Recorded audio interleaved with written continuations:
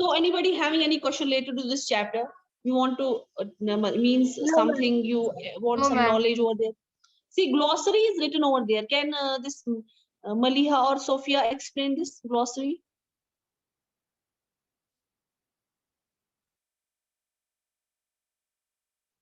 No one of you? Okay. Public. Yes, ma'am. Okay, carry on then if you cannot, if you can't, if you can. Okay, ma'am.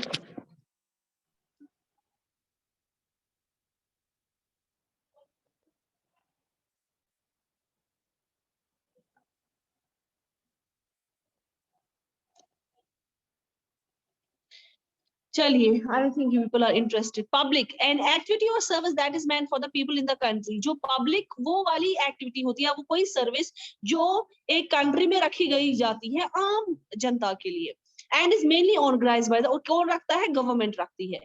इसमें क्या क्या होते हैं? Schools, government hospitals, government telephone lines वगैरह. People can demand the service and also raise questions of their non-functioning.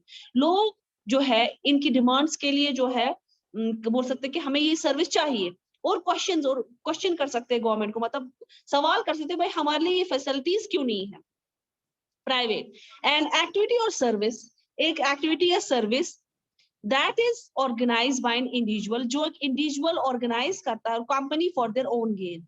जो मतलब एक private body होती है, उनका मेन मोटिव क्या होता है? सबसे बड़ा बात होती है जो प्राइवेट होती है, उनका होता है main goal to gain money, to earn profits.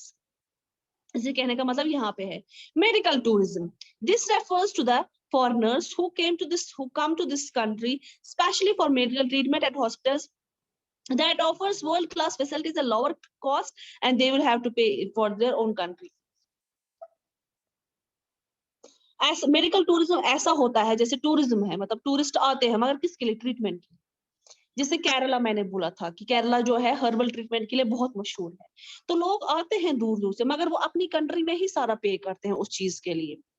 ठीक है, तो फिर वो क्या करते हैं? फिर यहाँ आके केरला में अपना ट्रीटमेंट ले लेते हैं. तो वो कंट्रीज आपस में टाई अप करती हैं, तो वो दे रिसीव द पेमेंट, वो वहां पे पेमेंट लेते हैं, यहाँ पे लेते हैं, और फाइनली वो जो है अपना ट्रीटमेंट उनका कंप्लीट हो जाता है.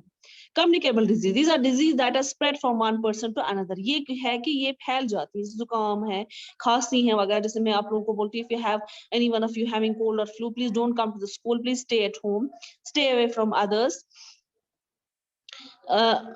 फूड वगैरह. OPD, this is a short form for outpatient department. There is where people are first brought in and treated in a hospital without being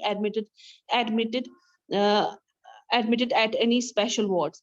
ये short form है outpatient department का. यहाँ पे है जो patients को पहले लाया जाता है और hospitals में treat किया जाता है और उनको वहाँ पे admit किया जाता है. Ethics, moral principles that influence a personal behavior. किसी के ethics मतलब ये इसी के principles होते हैं जो उसके behavior को affect करते हैं. मतलब किसी के एथिक्स, जैसे कोई होता है प्रिंसिपल कहते हैं मेरे एथिक्स के खिलाफ है, मैं ये इलीगल काम नहीं कर सकता, मैं किसी के साथ जो है ये नहीं कर सकता, जुल्म नहीं कर सकता, तो इसके अपने एथिक्स वैसे होते हैं. उसके बाद जेनेरिक नेम्स क्या होता है? They are chemical names of drug. Generic name होते हैं केमिकल नेम्स ड्रग्स के, जैसे फॉर एग्जांपल एजिथ्रोमाइसिन है या जो एंटीबायोटिक है, तो उसकी जो कंपोजिशन होती है ना, वो ऑब्वियसली केमिकल से ही बनता है ना, उसकी जो कंपोजिशन होती है वो दूसरे मेडिसिन की भी सेम होती है.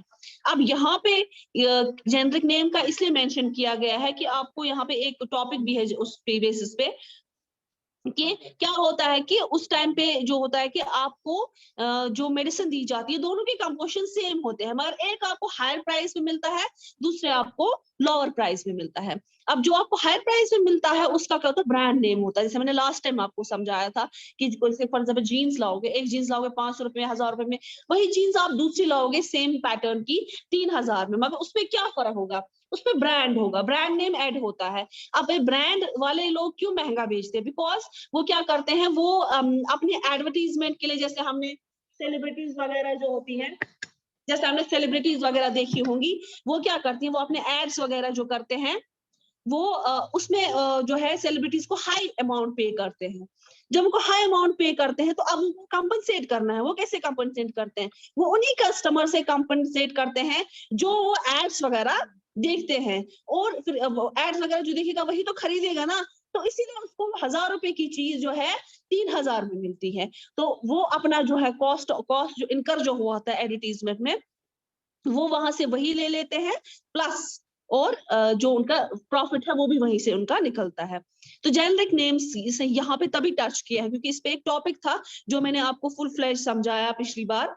जैसे यहाँ पे है, they are globally recognised, for example acetyl salicylic acid is a generic name of aspirin. इसका क्या नाम है? हम कहते हैं एस्प्रिन, एस्प्रिन से दर्द होता है तो एस्प्रिन वगैरह, पर इसका असल नाम क्या है? Acetyl salicylic acid. ठीक है? Anybody having any question? No, You ma'am. want to ask me anything? No, ma'am. Please complete your work on time. Okay? Okay, ma'am. Okay. Allah Hafiz.